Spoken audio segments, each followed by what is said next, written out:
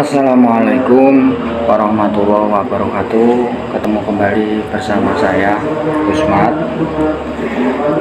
Saat ini saya akan membahas tentang perihal pertanyaan teman-teman yang telah masuk di saya, dan saya akan lebih mempertegas lagi tentang saya kok bisa akhirnya begini. Gini ya, sebelumnya saya mohon maaf, dan sebelumnya saya minta maaf jika ada kekeliruan maupun ada sesuatu atau ada apapun yang menyinggung perasaan. Saya mohon maaf, karena ini semuanya saya hanya menjawab pertanyaan-pertanyaan yang dilontarkan ke saya, bahkan yang mungkin punya unek-unek atau apa untuk menanyakan hal itu, tentang kenapa saya kok bisa begini, akhirnya kok bisa begini. Ya begini, kita itu harus melihat dari urutan dari pangkal sampai ke akar sampai ke pangkalnya. Jadi kalau memang bidangnya itu dokter gigi, disuruh ngobati dokter jantung, ya otomatis nggak bisa, nggak sinkron gitu loh. Terus kalau bidangnya itu mengajar ngaji nahwu atau ngaji kitab, disuruh yang lain-lain, ya nggak sinkron gitu. Jadi punya bidang masing-masing, kita itu punya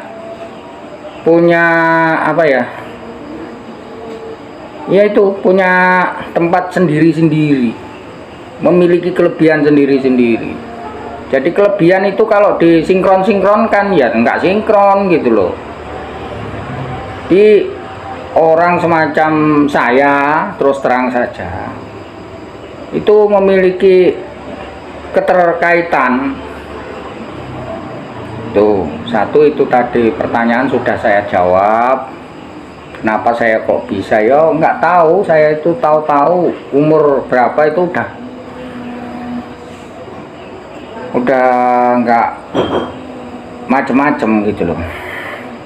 Ini terus lagi kedua pertanyaannya begini,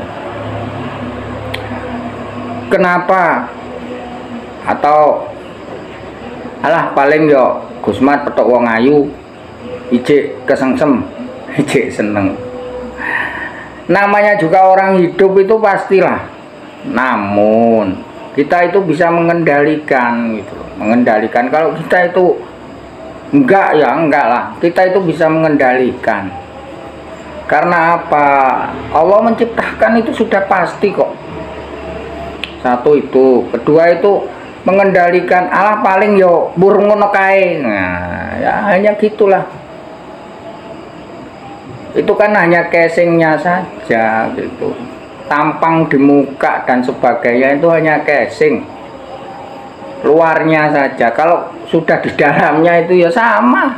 Itu loh, sama. Nggak ada bedanya, cuma casingnya saja yang kayak gitu. Nah, ini satu jawaban yang kedua. Jawaban yang ketiga tentang pengambilan itu harus kita singkapi dengan bijaksana. Gini ya, mohon maaf jika nanti saya ada kekeliruan ataupun ada kesalahan, ada ketersinggungan, karena ini menyangkut banyak. Satu, seandainya saya masuk di tempatnya atau di rumahnya orang lain, tahu-tahu kita itu masuk di dalam situ, nggak tahu tata krama, nggak tahu kebiasaannya orang di situ, kebiasaannya rumah situ itu gimana, tahu-tahu kita itu masuk. Walaupun kita ini memiliki kemampuan di dalam situ, tetap saja kita tidak diperkenankan lalu lantas sewenang-wenang masuk begitu saja. Harus minta izin dulu pada yang punya. Bolehkah saya masuk? Kan gitu kan, kita mau namu di tempatnya orang kan gitu. Ini yang pertama. Yang kedua, kita harus tahu tata krama di situ, di lingkungan rumah situ. Kita harus tahu tata kramanya dulu. Kalau kita mau mengambil sesuatu di tempat-tempat seperti yang saya ambil itu, iya kayak gitu. Kita harus masuk dulu, minta izin dulu, kita tahu tata kramanya di situ bagaimana, kodamnya itu bagaimana, mintanya apa, itu kita harus mengerti dulu. Enggak lantas sewenang-wenang walaupun kita ini bisa. Enggak seperti itu. Satu contoh, para wali-wali dahulu waktu dia itu masuk di tanah Jawa ini, walaupun dia itu pintar, walaupun dia itu macam-macam, dia tidak menonjolkan gitu loh. Dia tetap santun untuk menyiarkan agama. Dia mendekati dulu, dia mengerti dulu tata krama dulu. Dia tahu, dia tidak meninggalkan adat istiadat. Istilahnya gini, kalau kita punya orang tua ya jangan kita tinggalkan orang tua itu gitu. Berarti kita tahu tata kramanya gitu loh. Kalau dia punya orang tua, punya anak, punya saudara yang mampu atau yang sudah mampu, ya kita harus tahu, harus mengerti dan saling harus saling keterkaitan. Nggak bisa kita itu lantas di situ sewenang-wenangnya, itu nggak bisa. Pasti ada yang tersinggung gitu. Pasti ada yang nggak suka. Ini satu harus dimengerti lah. Jadi kalau kita itu mau mengambil sesuatu, apalagi itu barang-barang goib, barang ada penunggunya yang nggak kasat mata, mungkin kita mampu, keluarga kita, nah itu apakah nanti nggak menjadikan begini, apakah nggak menjadikan begitu, harus mengerti dulu. Walaupun kita itu mampu untuk mengambil, ada manfaatnya apa malah menggawa mundorot, nah itu kayak gitu. Ya saya kasih contoh tadi, kita masuk di rumahnya orang, kan kita harus mengerti dulu tata kramanya, mengerti orang di dalamnya itu bagaimana. Seandainya gini, kita itu masuk di tempatnya Pak Lurah atau Pak Kaji siapa, atau masuk di tempatnya Mbah Yai, kan nggak sama kalau kita itu masuk di tempatnya teman kita. Pasti ada tata kramanya. Terus lagi kita harus tahu ya, kalau kita ingin kita itu ingin di situ, di rumah situ, yang harus ngerti mbah-mbahnya dulu gimana, ini urut-urutannya gimana, keluarganya gimana, itu harus tahu dulu, mengerti dulu, mengenal lebih dalam. Walaupun kita diizinkan mengambil itu saja nggak berani langsung ambil gitu loh, harus izin dulu dengan baik. Nggak bisa kita sewenang-wenang, nggak bisa macam-macam, harus mengerti dulu. Itu yang saya maksud, kenapa kok dengan mudahnya kita bisa mengambil. Itu memang sudah dikasih dan saya mengerti gitu loh, mengerti ini penunggunya begini gitu, itu tahu. Kalau nggak tahu, saya nggak berani gitu loh. Terus kok iso lah sama apa sing gawe film, wong sing gawe sutradarane wis ngomong iso kok, ibaratnya ngoten, ibaratnya kayak gitu. Kalau kita sudah dikasih kemampuan sama Allah, ya nggak bisa apa-apa, ya memang begitu itu. Jadi kalau saya ibaratkan tadi, kembali lagi ya, Kalau kita mau masuk di tempatnya orang itu harus mengerti dulu tata kramanya, uluk salam dahulu, mengenal dahulu. Jangan mentang-mentang Anda mau, seandainya Anda itu seorang pejabat masuk di tempatnya orang, tahu-tahu blusuk gini, walaupun mengerti, walaupun apa bisalah dan sebagainya. Apakah Anda itu gak ngerti toto kromo, bahwa awakmu ki gak ngerti? Terus Anda ini masuk di tempatnya orang ini, siapa yang menyuruh? Itu loh, ini harus diketahui dulu.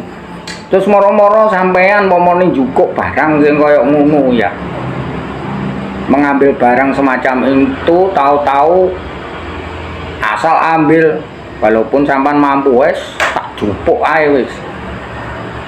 Apakah yang di situ terima? Anak-anaknya terima? Kru-krunya, goibnya itu terima? Tentu enggak. Pasti ada yang enggak terima gitu loh. Lah saya ini disuruh mengambil loh. Yang menyuruh kamu itu siapa? Ini yang menyuruh saya. Lawang itu teman kamu sendiri, kamu nggak tahu. Kamu itu nah gitu, harus mengerti dulu. Nggak bisa kamu tahu-tahu walaupun mampu mengambil ke tempat yang gitu-gituan terus asal ambil aja, nggak bisa. Mungkin sekarang bisa ambil, tapi besok pasti ada balaknya. Satu contoh itu. Terus lagi ketiganya gini, saya sinkronkan ke cerita saya yang kemarin-kemarin di video tentang abah saya meninggalkan gini. Loh, tahu-tahu ya kan, nggak dikasihkan, dikasih amanah dari bapak saya, merasa enak dan sebagainya,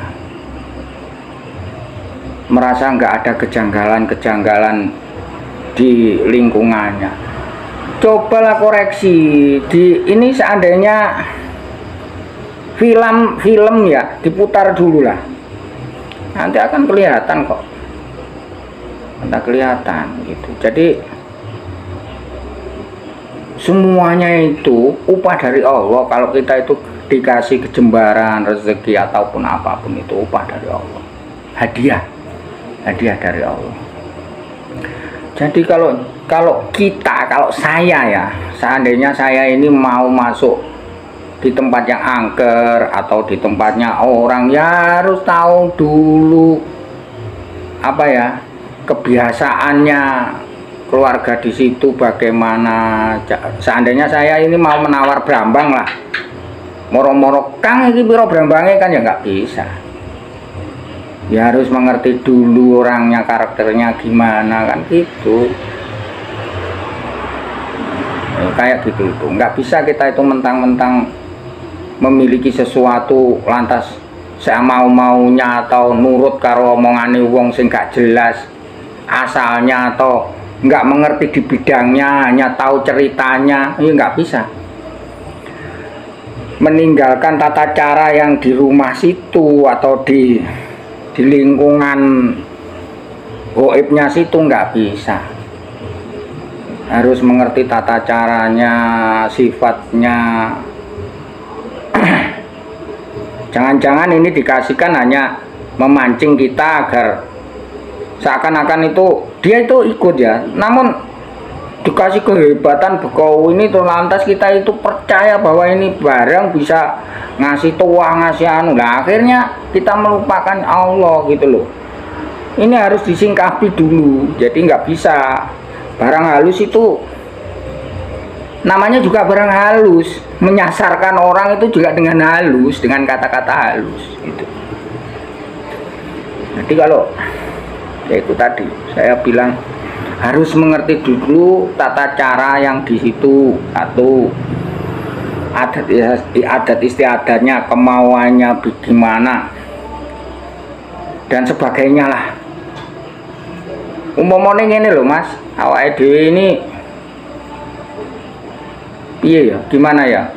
Kita itu masuk di tempatnya satu wilayah atau satu daerah.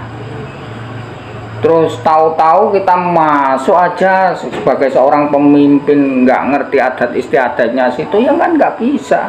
Harus tahu dulu adat istiadatnya, mengerti orang tua-tuanya dahulu. Bagaimana ceritanya, bagaimana, nggak bisa kalau Anda itu langsung tahu-tahu gini, nggak bisa. Ya mungkin bisa sekarang, tapi ya lihat di belakangnya nanti itu pasti ada balaknya gitu loh, pasti ada sebab akibatnya. Kalau wali-wali dahulu gitu, makanya wali siapa itu sampai ceritanya kan sampai numbali Gunung Tidar itu bagaimana? Dia tidak mau meninggalkan adat istiadat orang Jawa, itu nggak berani. Santun di dalamnya, nggak bisa. Padahal para wali-wali itu ahli di bidangnya, itu nggak mau dia itu meninggalkan. Nah, wong kita yang nggak ngerti apa-apa, tahu-tahu masuk ke situ disuruh orang, ya kan, orangnya nggak jelas, nggak ngerti masalah di bidangnya, tahu-tahu kita itu disuruh aja lah.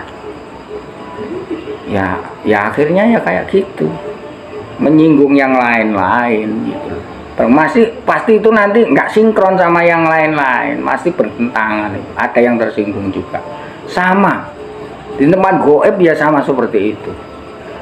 Ini penjelasan seperti ini semoga bisa bermanfaat.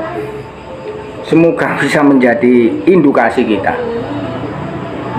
Tidak semudah yang kita pikirkan, tidak semudah asal kita mendapatkan kedudukan atau mendapatkan sesuatu yang enak. Tidak seperti itu. Urusan yang semacam ini itu urusan intern antara kita sama Tuhan, antara kita sama barang-barang semacam itu. Seandainya dokter kalau bidangnya dokter hewan disuruh ngobati orang, ya tentunya nggak sinkron walaupun sama-sama dokter.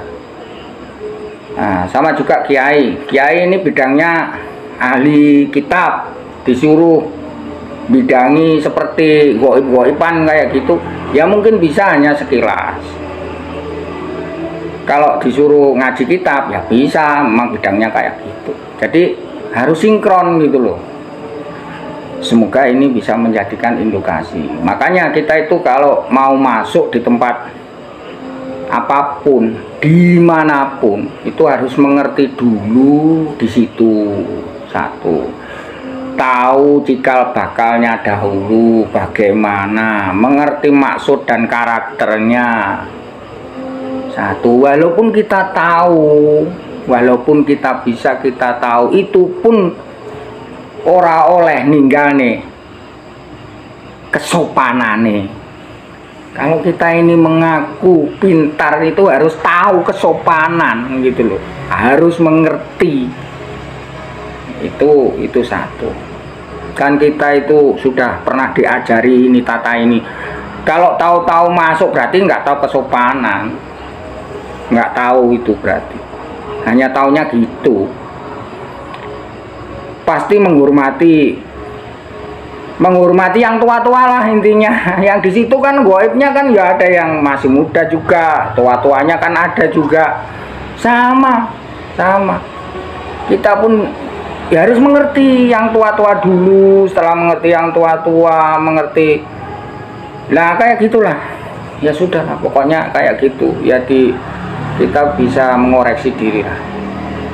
Harus mengerti dulu, jangan sampai kita itu menyinggung perasaan orang. Kalau kita nggak ini disinggung orang kayak gitu. Anda seandainya kan kayak kulo ngeten iki nggih dikongkon jugo, kulo mesti ndelok dhisik sing ngongkon iki piye karepe.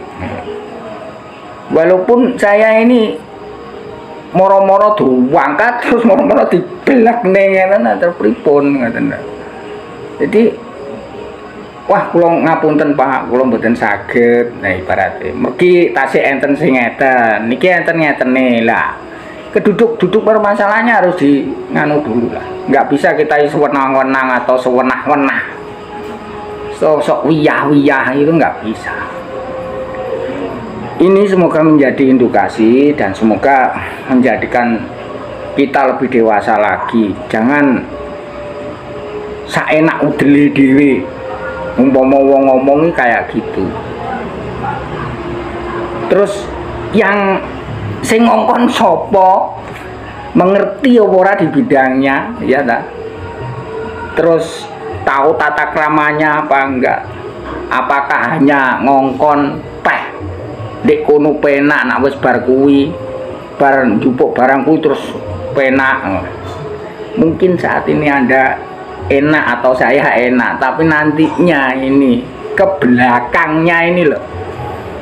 Kan kita ninggal keluarga, ninggal anak dan sebagainya. Kita pun juga akan dipanggil Yang Maha Kuasa. Ini perlu digarisbawahi.